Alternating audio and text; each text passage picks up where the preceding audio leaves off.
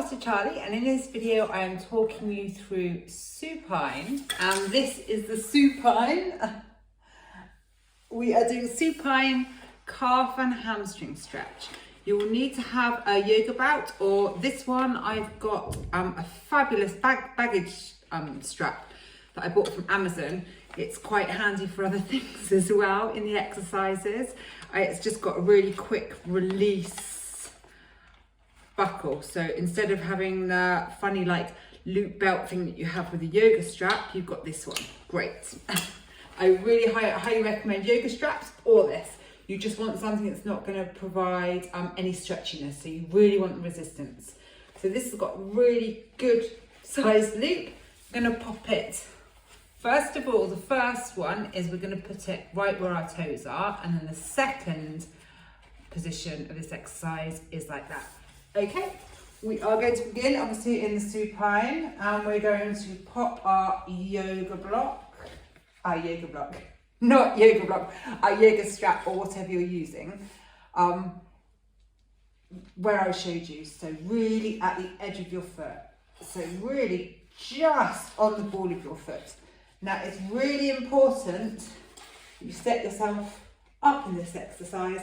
So start off in the position, are your feet hip width distance apart, knees not hanging out to the side or going inwards, so they need to be in a nice straight line with your ankles. So you think ankles, knees, hips and shoulders. Nice straight line, and in this exercise your upper body is going to stay completely relaxed.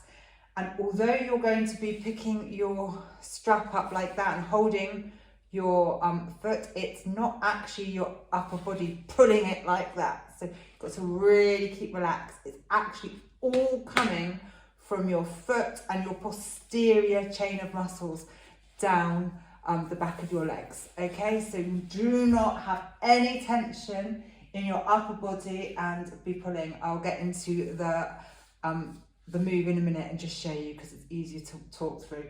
I'm just talking through all the stuff I did at the start, and it's not about that. It's all coming from your leg.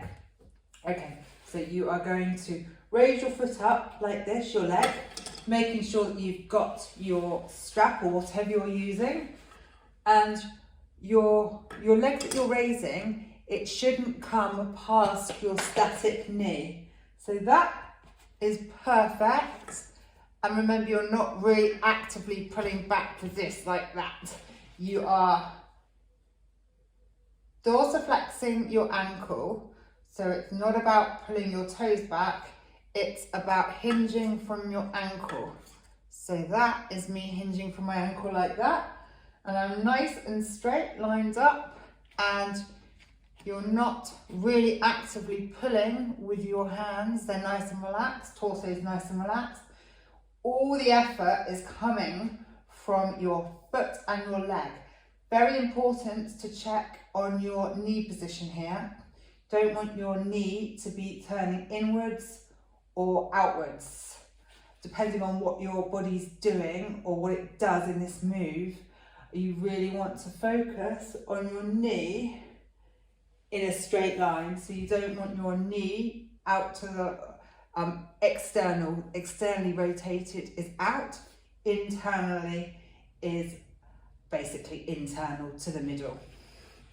And what your knee is doing is all dependent on what your hip and your foot is doing. So your knee, if you concentrate on having that straight, your foot might be pointing out that way, or it might be internally rotated. Don't worry too much about the foot, as long as you're dorsiflexing your ankle and keeping that flexed and active throughout and concentrating on your knee, you're doing it right. So making sure that is nice and lined up, not going over and not going under, and not pulling back with your hands. And now I've got really, really burning my shin, which is brilliant. Now I suggest holding this for 1 minute to start with, but if you can work up to about 5 minutes, that's absolutely amazing. But it's a really tough exercise if it's done properly. So we're going to move on to the next part of the position, which is in the center like that. Okay. And for this one, we are pulling it up, and it's not as high as you can go like that, because that is going to be your upper body holding on to that. You're finding your sweet spot. Dorsiflexing that ankle. Making sure all the time that you are concentrating on which way your knee is facing. Not too much worry about which way your foot's facing. Nice and relaxed. Upper body is not controlling your leg and your foot. It's your foot and your leg that's very active. And really concentrate on dorsiflexing that ankle.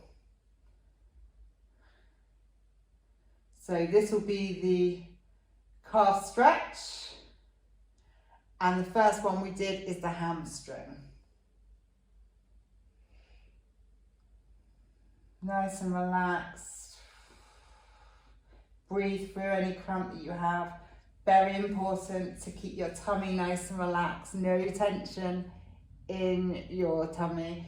Now, if you are super flexible, as long as you're not forcing it back, you can go. I'm pretty flexible. That doesn't mean I'm functional.